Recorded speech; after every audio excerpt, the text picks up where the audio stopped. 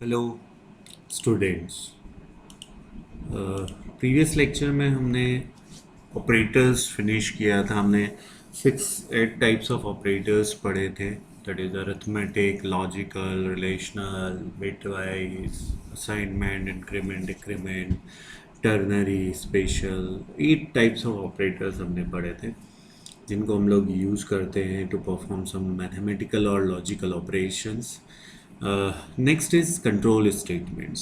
अभी तक हमने जितने भी प्रोग्राम्स बनाए थे उन प्रोग्राम्स में हमारे पास क्या हो रहा था कि हम लोग सिक्वेंशियली हमारा प्रोग्राम एग्जीक्यूट होता जा रहा था। जैसे हमने टू नंबर्स का अगर हम सम देख रहे थे तो टू नंबर्स के सम को अगर हमें फाइंड आउट करना है तो उसके लिए हम लोग क्या करते थे, हम टू नंबर्स लेते थे, उन टू नंबर्स का सम करते थे, C equal to A plus B, और सी प्रिंट करते थे। मीन्स कि हमारा जो एग्जीक्यूशन होता था वो आपका line by line sequentially execution हो रहा है। मीन्स ये लाइन फिनिश हुई, दूसरी लाइन, फिर तीसरी लाइन, फिर चौथी लाइन, फिर पांचवी लाइन। बट यहाँ पे सारी प्रॉब्लम्स इस तरह से नहीं होती हमारे पास बहुत सारी प्रॉब्लम्स होती है जिसमें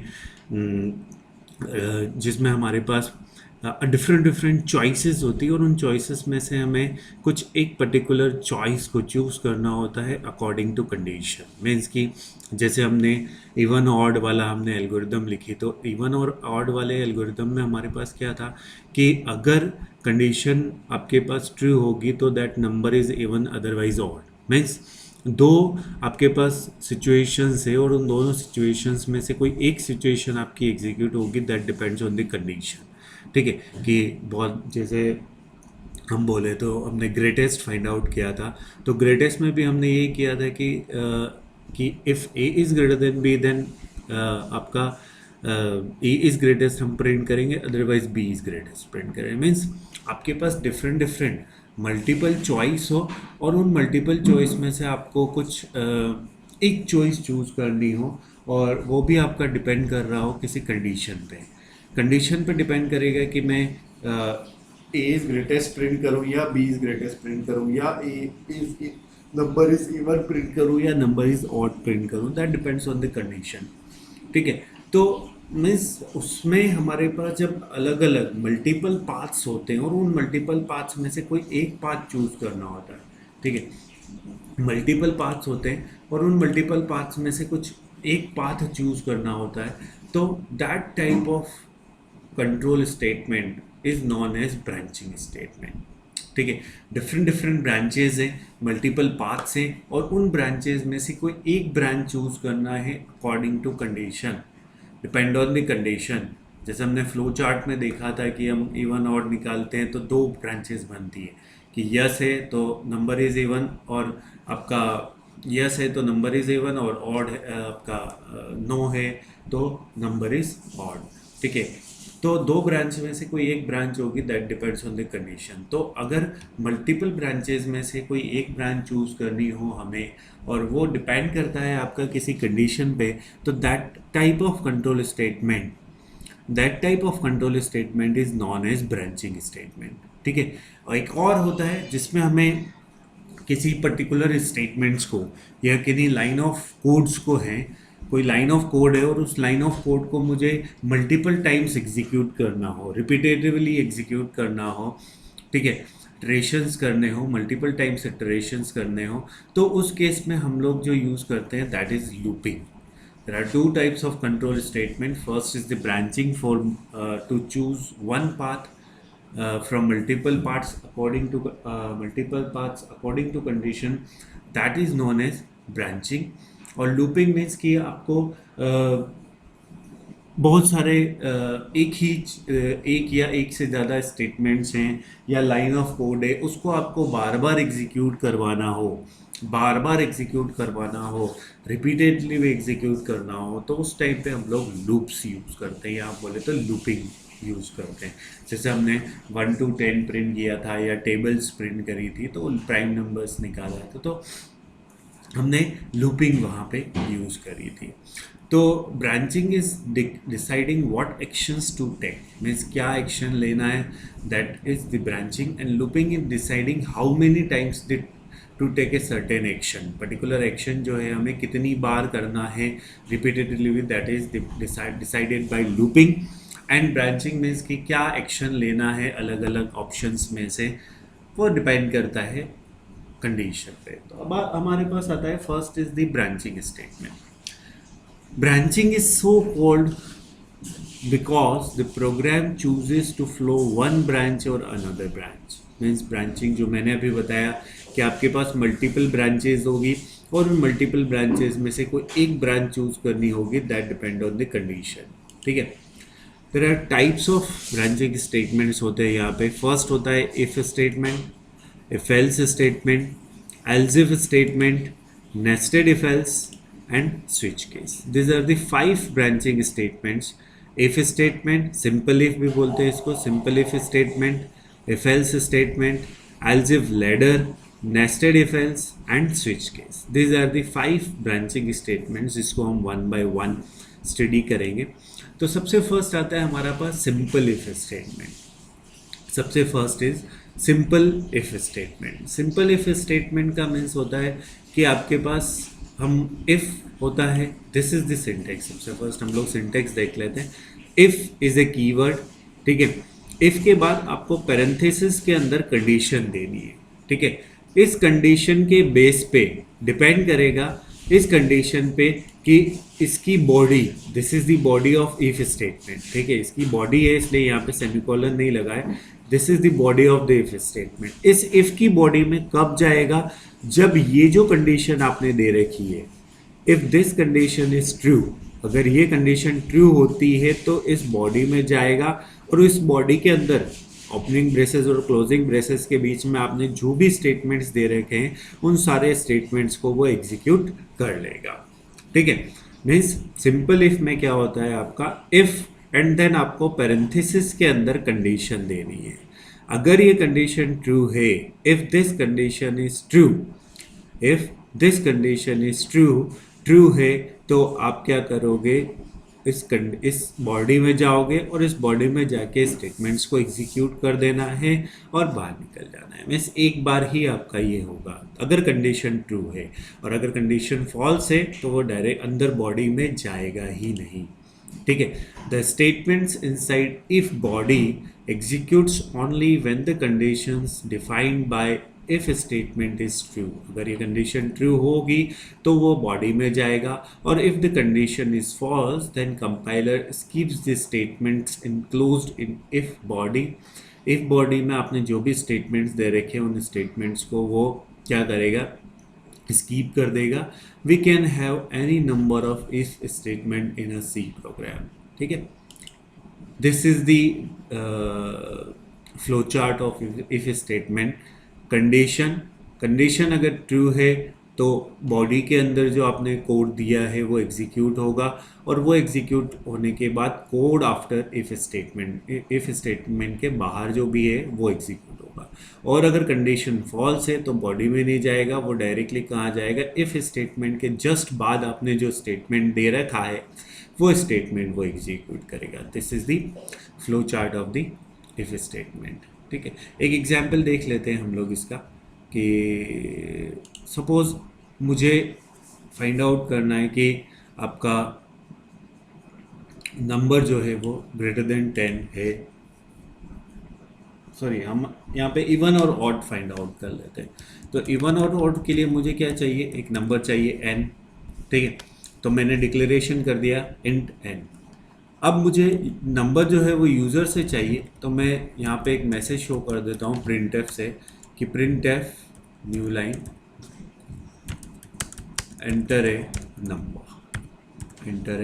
नंबर, ठीक है। और स्कैनफ से मेरे पास नंबर आ जाएगा %d और m%n, ठीक है। नंबर आ गया। अब नंबर मेरे पास आ गया तो अब मैं फाइंड आउट करना है कि मुझे नंबर इज इवन है या ऑड है। तो इफ n, हमें एल्गोरिथम लिखी थी कि n को अगर मैं नंबर को अगर मैं 2 से डिवाइड कर तो रिमाइंडर 0 आता है तो number is even otherwise odd. तो n मॉड्यूलस 2, n को 2 से डिवाइड करो, मॉड्यूलस ऑपरेटर हम यूज करते रिमाइंडर के लिए।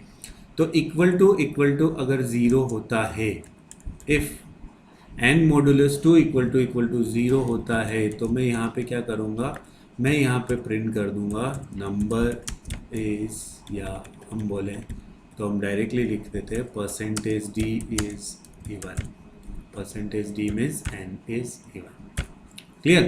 तो अगर मैं यहाँ पे इसको एग्जीक्यूट करूँ, ऑड का मैंने अभी तक हैंडल नहीं किया, अभी मैं एक बार इवन के लिए चेक कर लेता हूँ कि इवन के लिए क्या है, क्या कोई एरर आ रही है, नहीं आ रही, no zero error, zero warning.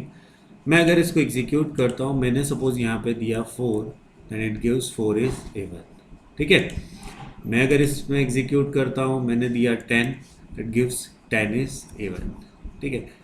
और मैं अगर एग्जीक्यूट करता हूँ 5, तो इसने कुछ नहीं दिया। ठीक है। इट मीन्स कि अगर मैं 5 देता हूँ तो 5 मॉडुलस 2 रिमाइंडर आएगा 1। क्या 1 इक्वल टू 0 है? नहीं है, नहीं है तो बॉडी में जी जाएगा और यहाँ बाहर आ जाएगा। ठीक है। तो अब मुझे ऑड भी अगर प्रिंट करना है तो इट मीन्स हम कहाँ प्रिंट करें, यहाँ पे प्रिंट करें। चलो यहाँ पे प्रिंट कर देते हैं बॉडी के बाद में। ठीक है। तो अब देख लेते हैं एक बार चेक करके कि परसेंटेज डी इज ऑड। ठीक है। एंड 10। ठीक। तो एक बार यहाँ पे मैं न्यू लाइन दे देता हूँ और एक यहाँ पे भी न्यू लाइन दे देता हूँ ताकि स्पेस थोड़ा रहे। अब मैं अगर इसको एग्जीक्यूट करता हूँ, गिव्स एरर, यहाँ पे सेमीकोलन लगाना है। अब मैं इसको अगर एग्जीक्यूट करता हूँ तो देख लेते हैं क्या कोई एरर दे रहा है। Okay, gives error.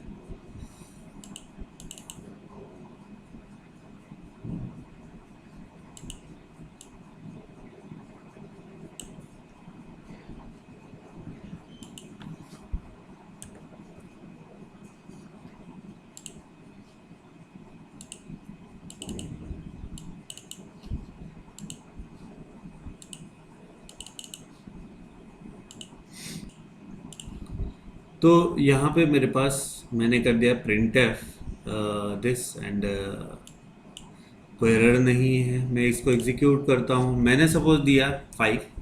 ठीक है। 5 दिया तो क्या होगा, 5 मॉडुलस 2 रिमाइंडर इज 1। क्या 1 इक्वल टू 0 है? नहीं है। इट मीन्स वो बॉडी में नहीं जाएगा, वो डायरेक्टली इसके बाद जो आपने लिखा है that is number 5 is odd print कर देगा। बट अगर मैं यहाँ पे इसको एग्जीक्यूट करता हूँ,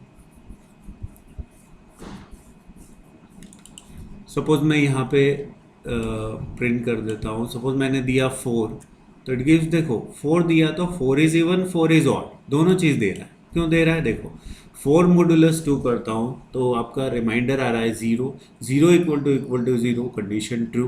कंडीशन ट्रू होती बॉडी में जाएगा, बॉडी में जाएगा प्रिंट कर देगा 4 is even. 4 is even print करने का बॉडी हो गई, बॉडी के बाहर आएगा, बॉडी के बाहर वापस लिखा हुआ है percentage D is odd, means 4 is odd.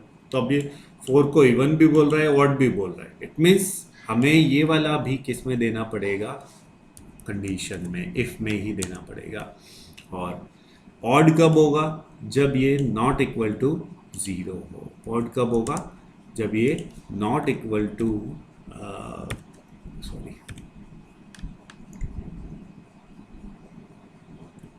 Not equal to 0 हो। दिस इज द बॉडी और इसको हम लोग यहाँ पर लिख लेते हैं। ठीक है।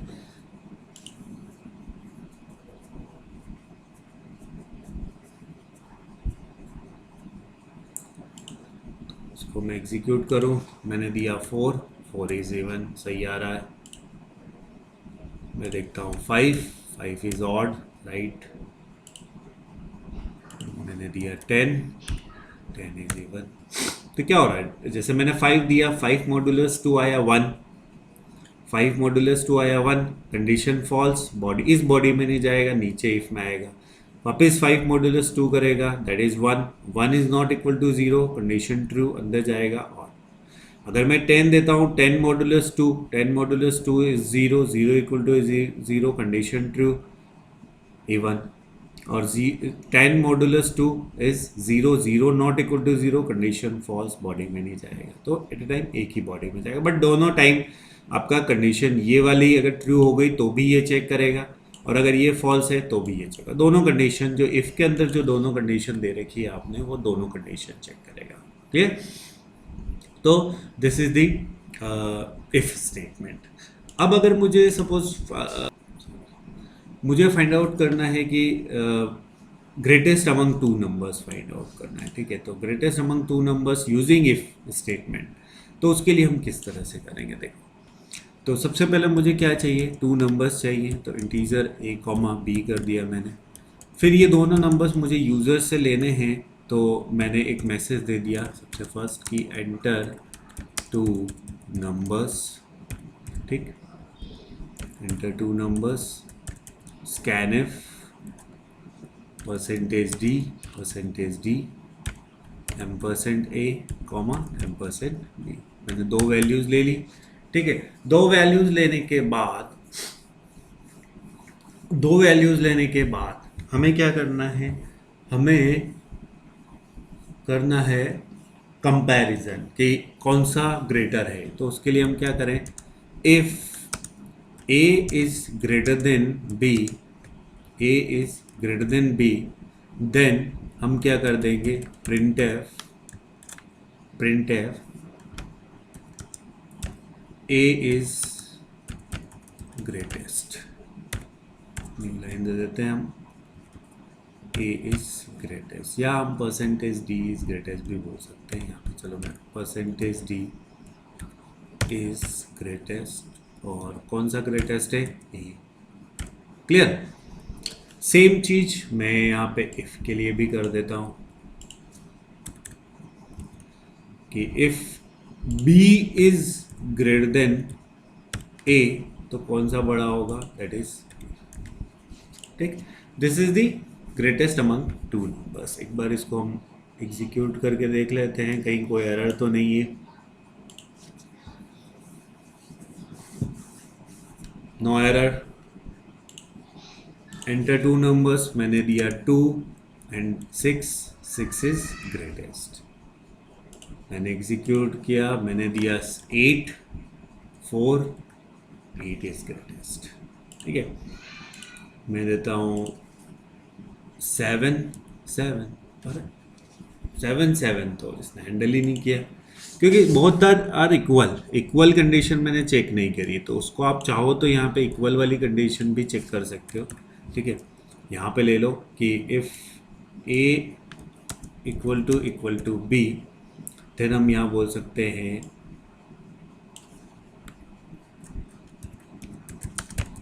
both the numbers are equal, ठीक है। तो अब मैं अगर इसको एग्जीक्यूट करता हूँ, हमें सारे केस लेके चलना है, ठीक है। अगर ठीक है नहीं है तो कोई दिक्कत नहीं, बट हाँ ठीक है। मैंने लिया 4 6 इज ग्रेटेस्ट, मैंने लिया 9 इज ग्रेटेस्ट, मैंने लिया 5 that is both the numbers are equal.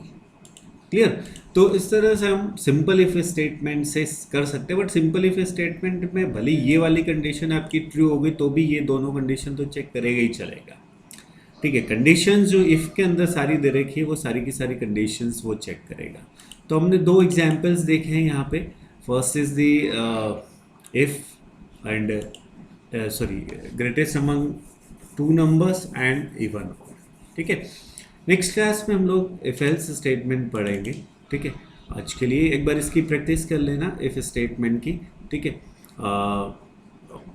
बहुत सारे क्वेश्चंस बनते हैं इफ स्टेटमेंट, और मेनली ज़्यादातर प्रॉब्लम्स जो होती है हमारी वहाँ पे कंडीशंस हमारे पास होती ही होती है। मीन्स मुझे जरूर सारी प्रॉब्लम सिक्वेंशली नहीं चलती, हमें बहुत सारी ऑप्शंस में से एक ऑप्शन चूज़ करना होता है, और वो भी डिपेंड ऑन द कंडीशन की उसमें से कौन सी होगी। तो ज़्यादातर आपका इफ मतलब ब्रांचिंग और लूपिंग हमेशा हम लोग यूज़ करते हैं। तो ऑल द बेस्ट, एक बार ये आप रीड कर लेना और प्रैक्टिस कर लेना प्रोग्राम्स की, ठीक है। Okay, all the best.